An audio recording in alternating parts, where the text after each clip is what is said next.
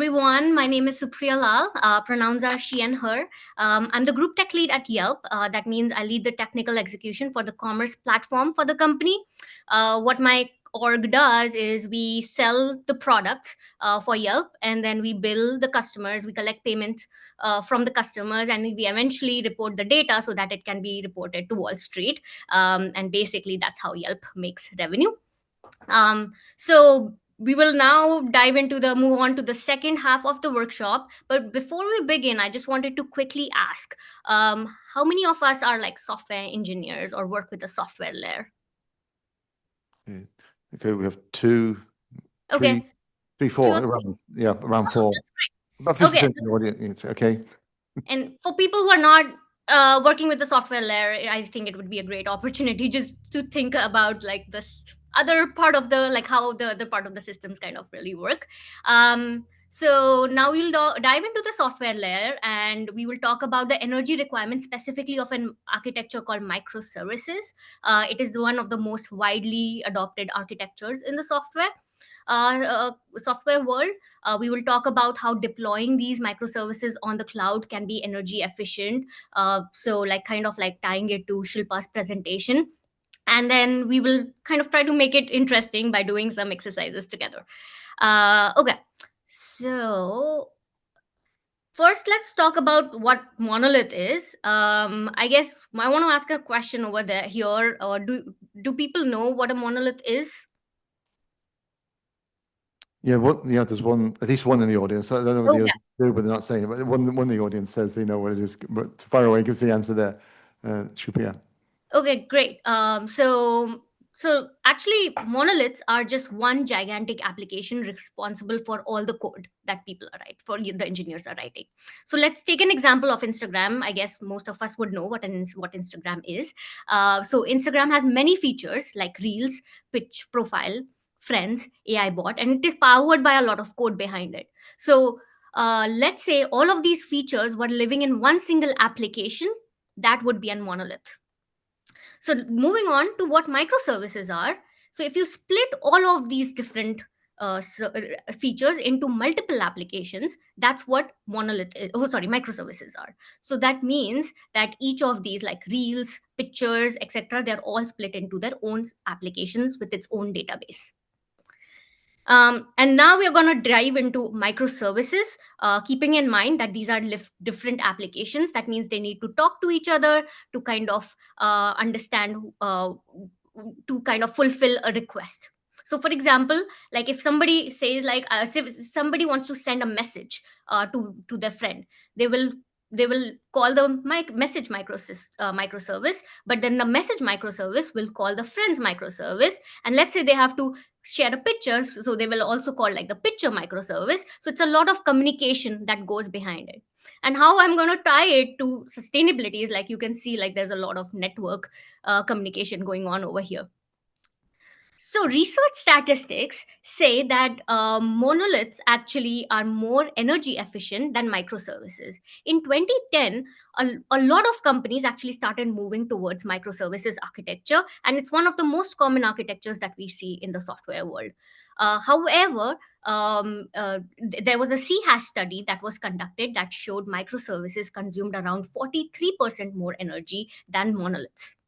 There was another study that was published in the Journal of Object Technology that showed that microservices consumed about 20% more CPU power than monolithic systems. So, in general, the idea is that microservices consume more energy than the monoliths due to multiple reasons. So, we'll kind of go into why microservices consume more energy. I'll quickly go over these exercises because it looks like the audience is new to this concept, but we'll learn more about it through the interactive exercises, and hopefully, like, that way you will all be able to visualize what's going on over there. So microservices has different stages: development, deployment, and maintenance, and we'll go touch base a little bit about each of these. So let's talk about development first. One of the key reasons why microservices consume more energy is because they are inefficiently designed. So if they're inefficiently designed, that means they will need a lot of more inter-service calls. That means they will be talking to each other a lot more. So there will be a lot more network calls as well. And that's why they consume more energy. Versus monoliths, it's just a single request and a single response. That's it. So think about like one request, one response, no network calls, versus multiple many network calls, and then inefficient design because of like however we decided to like build these microservices. It's even a lot more network calls. So yeah, so one of the key reasons I would say that microservices consume more energy. Also, like we have inefficient failure handling. So let's say one of the microservices fails because these microservices are like kind of dependent on each other. So think about like you want to send a message to your friend, but your friend service is actually broken. So how would you send a message to your friend when your friend service is not working? Because you need to see who your friend is. So if because these services are so dependent on each other, one service failure impacts another service's failure. All right, observability. Now think about like when we were working with these software systems, we often need to uh, emit logs, and what these logs do is they help us get observability into the systems. So for microservices, if we want to understand what's going on in the system, all these services will be spitting out like these different logs, and we'll actually have to combine them to build the entire picture. So versus a monolith, it's just a single request and a single response. So just one log line versus hundreds of logs line. Now let's move on to deployment. I think this is the piece where we kind of like all are more experienced over here. So let's see. So in general, whenever we host an application, there are we need to allocate resources to it. Like whenever we so let's say we host an application on the cloud, we need to allocate resources to that specific application. So allocation is tricky because if you over allocate resources, that means you're just like wasting resources. If you're under allocating resources, that means that also comes with its own price. Because if you're under allocating resources to an application, what happens is that the application becomes slow. It's like kind of fighting for those resources, so it ends up like kind of dying, like the application kind of starts dying, and then that means it starts consuming even more energy to recover. With microservices, allocation of resources is even tricky because all of these microservices need to kind of work together. So if they need to work together, you need to think holistically about it. So kind of the allocation is kind of tricky with microservices. Also, now once we there's a deployment process for applications. That means once you've written the code, engineer has written the code, now you need to go through the entire pipeline to actually deploy the code on like cloud or on premise. So that deployment process, we sometimes run the test. It is also resource heavy because we have to run the tests. We have to build the containers, and all of those things are actually happening. And with microservices, because again these services are dependent on each other, building one service, deploying one service often means you have to deploy more than one service together with it. So again, going back to our Instagram example, let's say you made a code change to the messages service. Because messages is dependent on the friend service, you actually have to deploy both of these services together, which often leads to like more energy consumption. All right. So going to operational maintenance, again, maintenance of microservices can also be resource heavy at times. And why that is because first of all, like the microservices kind of shut down, and then so that means you might have to route the request to another microservice. So you need to update like the service discovery tools, you need to update the load balancers. Failure of one service, as we discussed before, can sometimes lead to cascading effects on other services. So and then again, yeah, like data and operations may need to be rolled back as well. So yeah, again, because these services are dependent on each other, like I guess the crux kind of goes back to the same thing. Like because these services are dependent on each other, one service impacts multiple services. So nothing is limited to one service, so you just have to do it for more number of things. That means it generally consumes more energy as well. So I quickly went through all of this because I think the best way to learn would be through exercises over here. And then I'll go into the exercises, and that will be a little bit more interactive. So hopefully it would be more fun. Um, Before that, any questions? Any questions? No, I think just continue on, Supriya. Yeah. Okay. Maybe I have just one question. When you say that microservices compared to the monolith, there's different energy discrepancies there. What are we looking at? Are we looking at a 5%, 10%, 20%? Like how big a deviation are we looking at? Yeah. So actually, one of the studies say 43%. Another study says 20%. However, I would take these numbers with a grain of salt because there are times where monoliths can be more energy efficient. But in general, what we are seeing is that microservices are more consume more energy. Okay. But yeah, these at least these studies. Unfortunately, there's not a lot of research actually that has happened on this. So I could find like only few research papers, and that's where I'm like super excited about this topic, just because like people are not talking about it and we should. Sure, but it's quite significant anyway, the numbers that you quote there. Yeah. Yeah. All right. So moving on to this, and I think that's where hopefully we'll start seeing the software world a little bit more closely. So so let's say again, think of this as like Instagram, multiple systems, multiple services doing different things. So that's what it's supposed to look like. Each service should have its own domain boundary. Each service should be responsible for something specific. Now over here what's happening is we've built three services, and to simplify it, like I let's use the word application. We can use the word application just to oversimplify that, just so that we can visualize it better in our heads. So service 1, let's say, contains the order system. Service 2 contains the order and inventory system, and then the service 3 contains the order and the payment system. Now, let's say the user sends in a request and say like the user wants to get all their orders. So it sends in a request to service 1.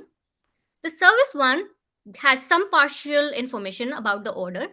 Now it goes to service 2 to get the remaining details about the order. And then service 2 realizes, oh, it needs to go to service 3 to get the remaining details of the order. So it returns the order details back. Service 2 also returns the details back. And then service 1 kind of compiles all the details and gives it back. Does that make sense? Should I give another example of this, or does it make No, I sense? think we're fine here. Okay, Continue. great. So can somebody tell me like what's going on? And again, looking for guesses. What do you think is wrong over here? Okay. Putting people on the spot. Any answers? Yeah, just throw answers. Anything like just kind of stands out. I can give Okay. a hint that services Well, we usually. have one answer here. Oh, Okay. great. You've been put on the spot there. They're going through service 2 to get to service 1. Yeah. Maybe. Okay. So Yes. the issue here is the dependency on the initial one. Exactly. Okay. Thanks. I said we had a bright bunch here today. Okay, go Yeah. ahead. Right. Yes. So if you actually see here, like the order is actually split between service 1, service 2, service 3. So ideally, in a perfect microservice world, each service should encapsulate a complete domain. So as we talked about, like our Instagram example, messages, for example, should be, for example, like not necessarily depends so much on the design decisions. Messages should be one microservice. And why? Over here you can see like to get the order we actually have to make so many service calls.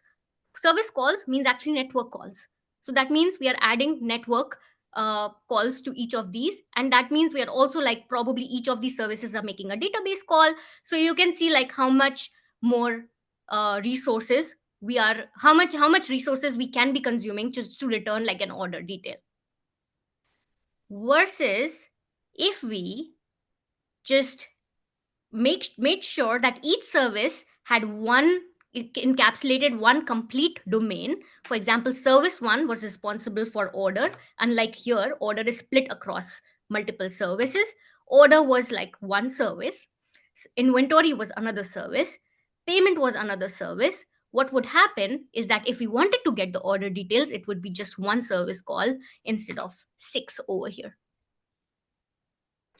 So those are kind of like the basics of like why design very matters a lot in software, while because it can significantly save a lot of resources on how you design applications. Now if you were to, let's go back to our cloud data centers, like people are concerned that, like you said, like somebody mentioned that young people are concerned that that data centers are actually consuming more energy. Yes, because we have software applications that are consuming a lot of energy. So if we can design our software applications more efficiently, this kind of like helps with the problem.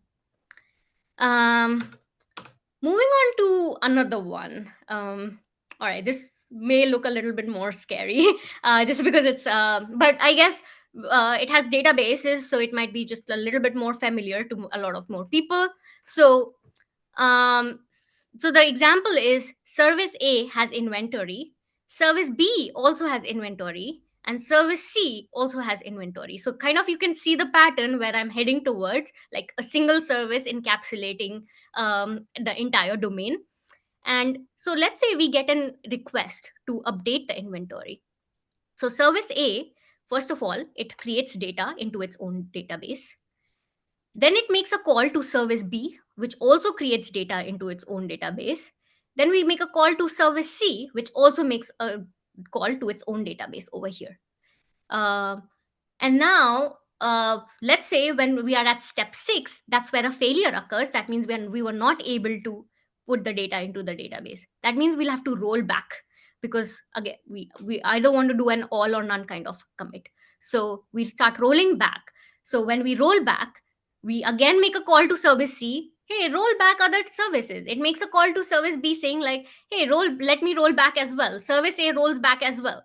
So it kind of like is a lot of like data that we are seeing, like a lot of network calls again we are seeing over here. So what do you think a solution could be?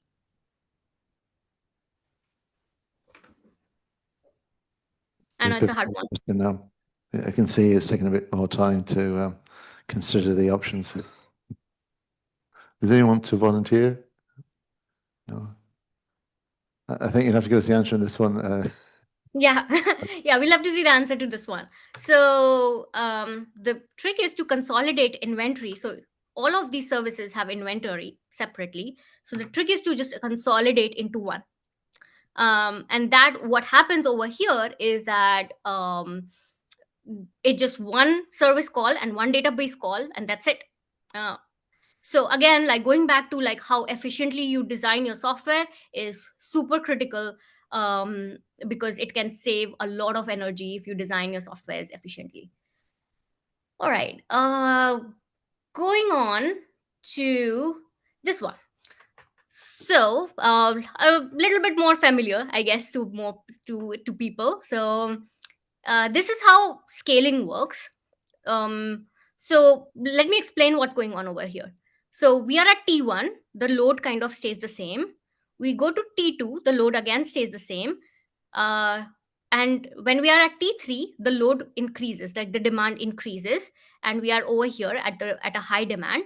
And T4, the demand kind of goes down, and T5 it again like kind of plateaus. Now these are the resources that are assigned to it. So resources start again, like they're like kind of scaling really well. So it's about like a scale. It's a little bit around the scaling of resources. So resources start over here. They kind of like scale quite well until this point. And then if you see here, sometimes when we scale resources, we kind of are more we're not predictive, we are actually reactive. So that means the demand went down, but our resource is still high. So what's going on over here? Like, can we kind of guess? So the demand went down, but the resources are still allocated. I get that we have answer here. Okay. This could be wrong, but like, are we estimating like the demand because we've just seen such a high increase that wasn't predicted, so we're like trying to overcompensate as a result of this? Exactly. So what's going on over here is that the demand kind of went down, but because we could not predict that we should also decline, we should also make our resource allocation lesser. We are still giving them more resources. That means all of this is kind of like getting wasted. Like all the blue line, the gap between the blue line and the red line is kind of getting wasted. Does that make sense? Okay. Yep. So, and this is actually very common in a software system. Allocating resources is hard, and that means we often over provision and we often under provision. Actually, over provisioning is like one of the most common things that we see in software systems, just because we don't want, like, because companies usually prefer like to have performance, usually want to make sure that the performance of their applications is at par, and that means they would over provision just to make sure that the requests kind of never fail. So in a perfect world, this is how it should look like, that whenever the demand of the application goes up, the resource allocation goes up. The demand of the application goes down, the resource allocation also goes down. So let's actually tie it a little bit to, before that, any questions before we'll move on to the cloud solutions for microservices? No, I think we're okay to continue. Okay. So cloud solutions actually, hosting on cloud is one way to reduce cost when we are hosting an application. So on-prem generally tends to be more expensive. And I know, Shilpa, you mentioned that as well. It's because of because of a lot of reasons, and we'll dive into some of these reasons. So number one is multi-tenancy, tenancy. So think about, like, you have multiple services and you have multiple organizations. Cloud actually allows you to share the resources. So let's say if your messages service, again going back to the Instagram example, let's say if your messages service is like kind of like not very popular at this time, it's in the middle of the night, not many people are using it just because people are sleeping. But having said that, some of your other services are still running very heavily. You could use we you could share the infrastructure on your cloud so that like the resources are more you are utilized more efficiently. Second is what we talked about, region based deployment. So we talked about region based deployment, but let's connect it a little bit more to microservices or more to the software layer. So we talked about like how these regions actually publish, how they publish whether they are renewable, how much energy they're consuming. So in a perfect world, organizations can actually use that to make choices on where they want to deploy the services. However, it's not very easy. That not necessarily it always means that if you're deploying your services on, let's say, a renewable region, that means you would be more energy efficient. It also depends a lot on who's making calls to your service. So, for example, look at the region A. Region A is non-renewable. However, the users of that particular application are in region A. So it does make sense to put service A into region A. But however, if, for example, for some services that if for some services the users are kind of spread out across the world and it doesn't really matter, we can use renewable regions to actually host our services. And the good thing about microservices is that microservices over monoliths is that you can actually split out these different services into different regions, so it gives you more granularity and helps you make that choice at a service level rather than the entire monolith level. So for example, going back to Instagram level, you don't have to host the entire Instagram on, let's say, on a specific region. You could split it out across, like, so for example, messages can be on region A, and another friend service can be on region B. Any questions, thoughts? Is that actually happening, or is that like a proposal? No, it's actually not happening just because the companies do not really think about sustainability at this point that much. But yeah, they make decisions based on where their users are for sure. So they definitely think about reducing cost. They think about where their users are, so they will place their applications where the users would be able to make quick calls to it. But they don't use renewable data right now.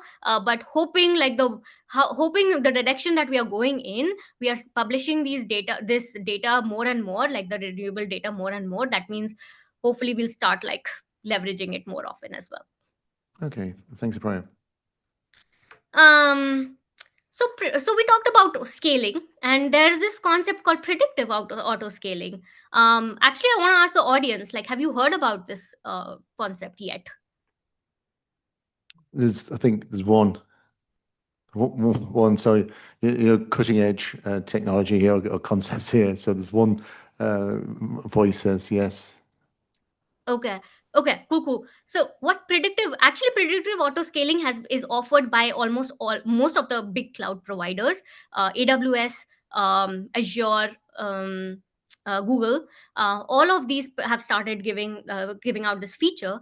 And what it does is it uses AI, which is pretty cool. It uses machine learning. It kind of learns based on like your past application service performance, and then uses that to know when to scale resources. So it would basically be able to predict when to scale down your resources and when to scale up your resources. So the problem that we saw, let me actually go back over here, is because this was very reactive. So the demand actually went down. If you can see the red line, the demand actually went down. But if you see the blue line, the scaling, the resource allocation did not go down because it was a very reactive approach. As soon as we saw that the demand has gone down, that's when the system decided, all right, the resource allocation should also go down.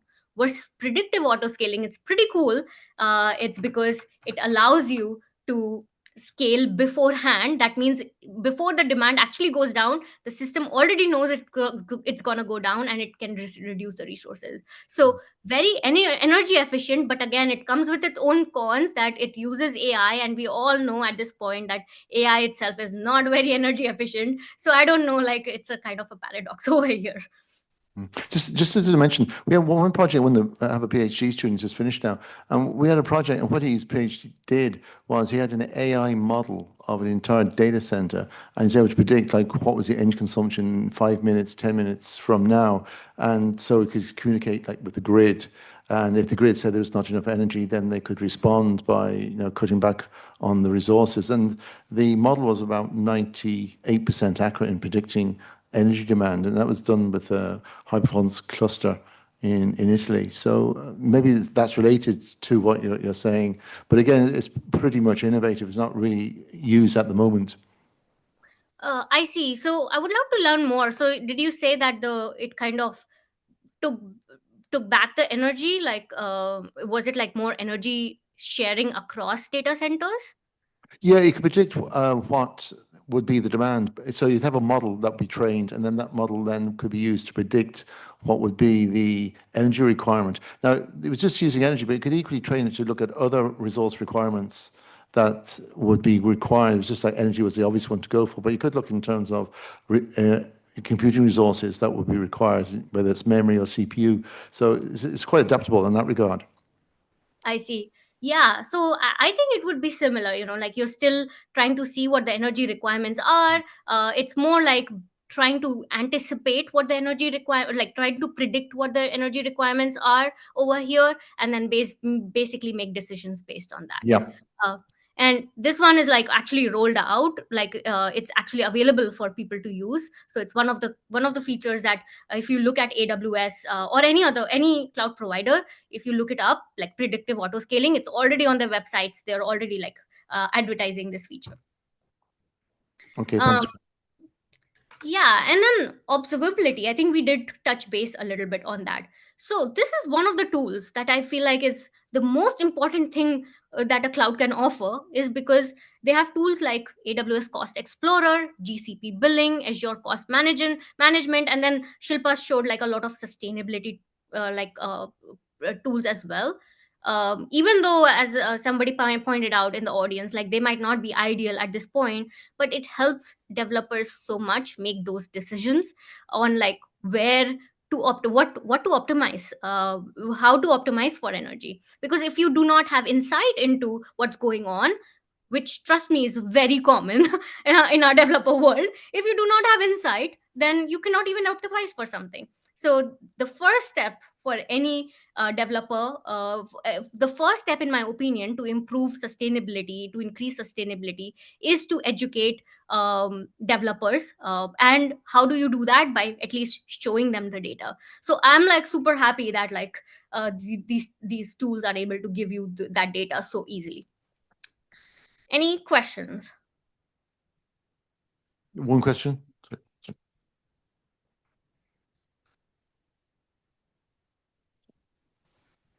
Yes, thank you. So the question uh, is, as of now, I knew what is a monolithic app. So that have one code base and one pipeline and one domain. But in our microservices, we have to break down that into small services. So how do you address the complexity and tracking down the problems coming into that small systems?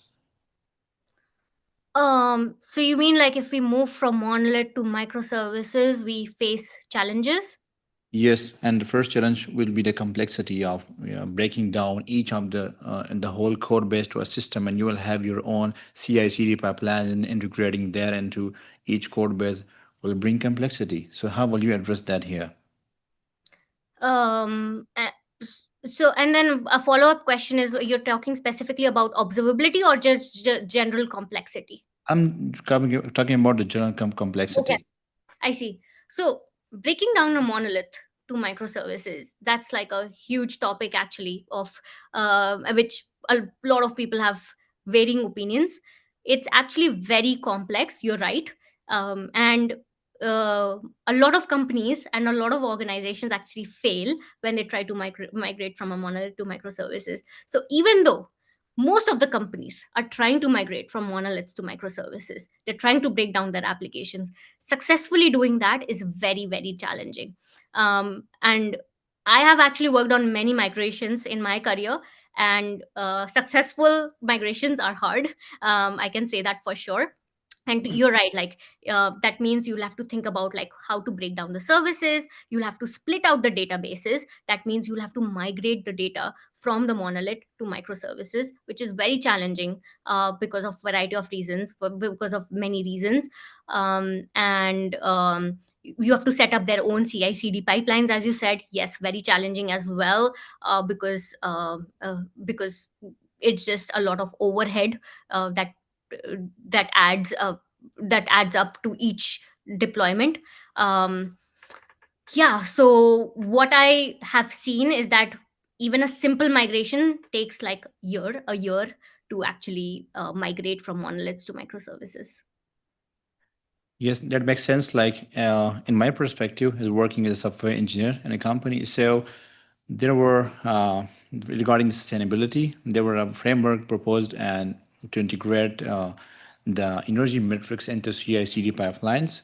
So it was one code-based unit, and then there was only one energy metrics just to, or like we using the tools like Shilpa mentioned, the carbon footprint tools. So an energy metrics like we were using the Sonar Cube or the Energy Bridge or the Joule unit tools like that.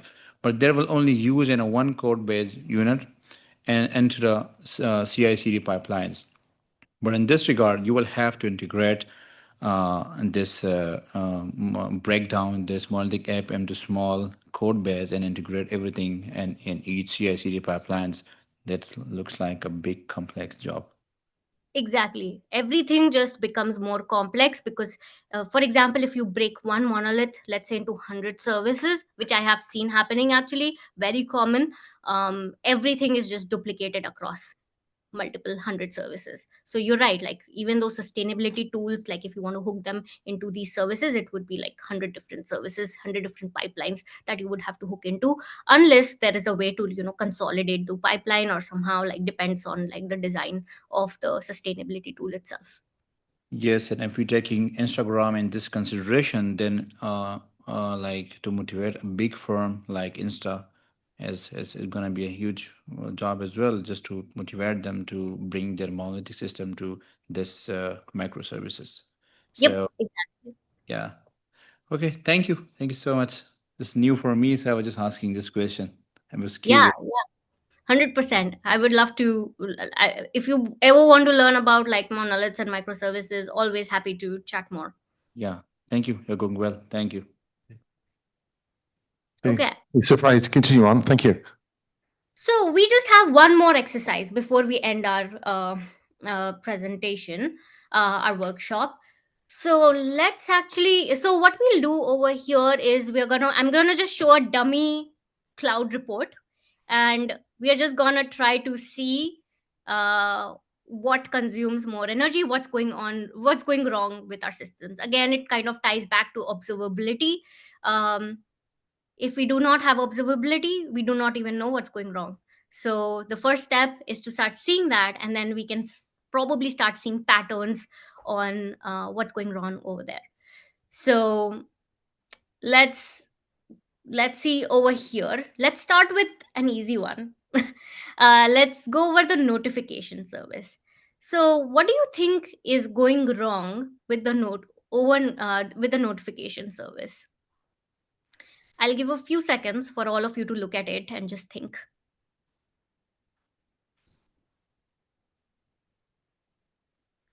So I'll talk through it a little bit. So notification service looks like 5% of the CPU is getting utilized. 10% of the memory is getting utilized. Don't worry about these two columns, the network egress and the logging volume. And the monthly cost still looks like high. It still looks like $900. So what's going wrong over here?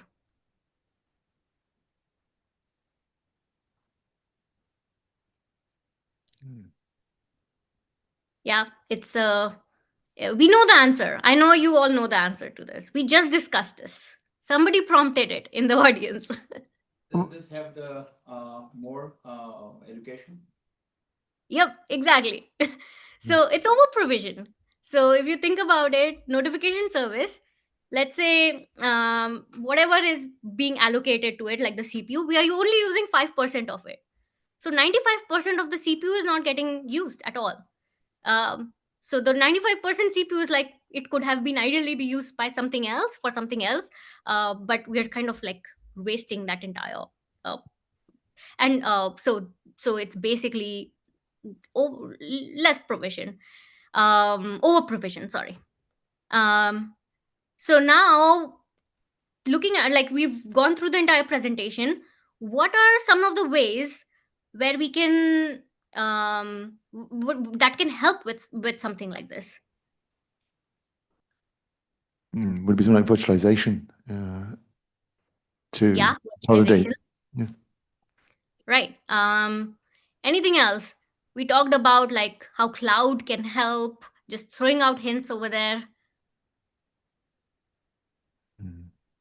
People are still thinking. I think you may have to give us an answer there. Supriya. Yeah. So predictive. Sorry, what? Cloud right sizing. So Cloud right sizing, yes.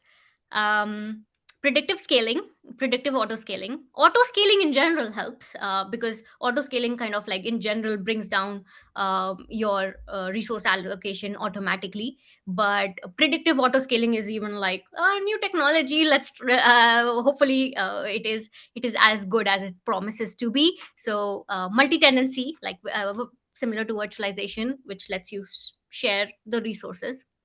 Moving on to inventory.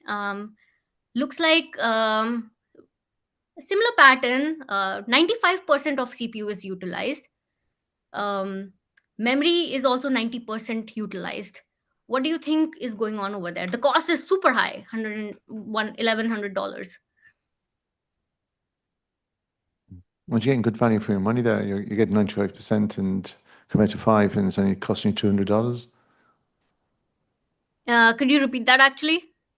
So you're actually going from 5 to 95, and your monthly cost is only going up from 900 to 200. So that's a pretty good return. Yeah. So one of the research papers that I read, again, like it's very subjective, is that ideally you kind of use between 50 to 80% of your CPU bandwidth, of your resources that are allocated. Beyond 80%, as soon as you go beyond 80%, what starts happening is that you're kind of running on the edge, because it is possible that as soon as your load spikes even more, um, your service kind of becomes more slower and slower. So that means, uh, if your service gets slower, that leads to more failures, because you're like trying to struggle for resources. So it is sometimes said that it more than 80% is a little bit too much, but you're right, like 95% could be a good, like, oh, we are just making the most of the money, which is good. Yeah. Okay. And one more last question, and this might be a little bit more technical, so let's see how that goes. Um, we have two services: auth service and analytic services, like the first two. I keep forgetting that you cannot see my mouse. So there are two services: auth service and the analytic service. They have like similar CPU utilization. They have similar memory utilization. What's difference is that they have like very high one, and they both have very high logging as well. So they're logging a lot of data. What are logs? Is logs are just basically, so for example, I attended this conference. I attended ICT4S conference. It's a record: Supriya Lal attended ICT4S conference, and it just gets stored in the database. So that means it's a record of what's going on in the system. So that's what logging is. So one of the services has high network versus another one has low network. So do you know like what could be going on over there? This one would be very tricky. So I highly doubt I will get an answer over here. Okay. Yeah. Okay, someone's attempting an answer here. Okay, great. I love that. This is just like an assumption, but like poor region offloading due to timings and stuff of services being used. I don't know. Yeah, it actually is true. Yes, I'll expand on that. Anybody else wants to give any other guesses?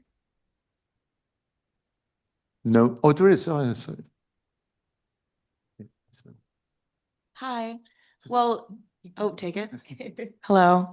Um, well, clearly it's really expensive, so maybe it's really important for whatever they're doing. Because Yeah. with high egress, it's like triple the price. Yeah. So there's a lot of network that's happening, and yes, I agree that the logging that is getting produced is probably important.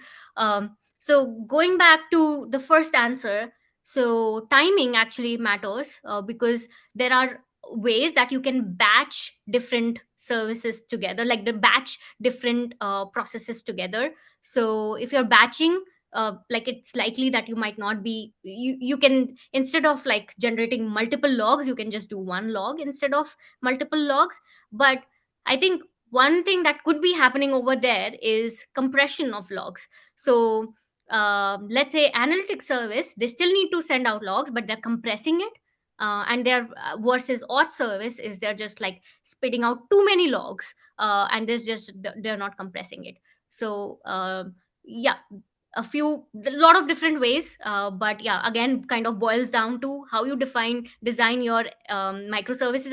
I guess that would be our biggest takeaway. How we design our microservices defines how much, or how we design our software systems kind of define how much energy we would utilize. And also like how we deploy them also kind of determines how much energy we are utilizing. um, Software sustainability kind of happens not just at the data center level but also at the architecture level, and that's one area that is not yet researched really well, and we are not thinking about it as much. At least the developers like me are not thinking about that much. So the sustainability at this point is happening more at the cloud level, which is great, but we also need to trickle it down to the software level. Okay. Thanks very much, Supriya. That's really excellent. We enjoyed that. I think a round of applause from the audience here.